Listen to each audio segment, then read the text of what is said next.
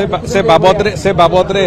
दल तार निष्पत्ति नब दल तार आलोचना कर से बाबद तेणुक मुझे मु कहवाटा कौन कथा समीचीन। आज पवित्र अशोकाष्टमी अवसर में महाप्रभुंकर रथयात्रा आज समग्र ओडिशा प्रदेश एवं जो विभिन्न गणमाध्यम दूरदर्शन माध्यम रे समग्र भारतवर्ष महाप्रभुंकर ये अमूल्य रथयात्रा को दर्शन करिवो।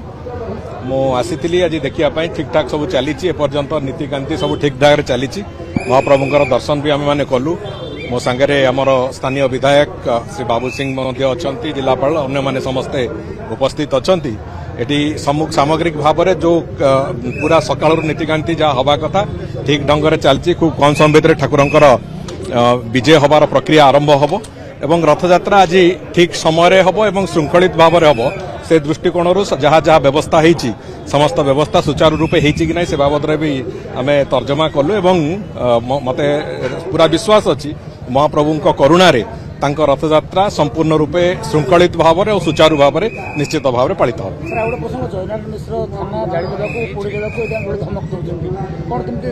से बाबद दल तार निष्पत्ति नब दल तार आलोचना कर से बाबद तेणुक मुझे कहवाटा कौन कथा समीचीन हम।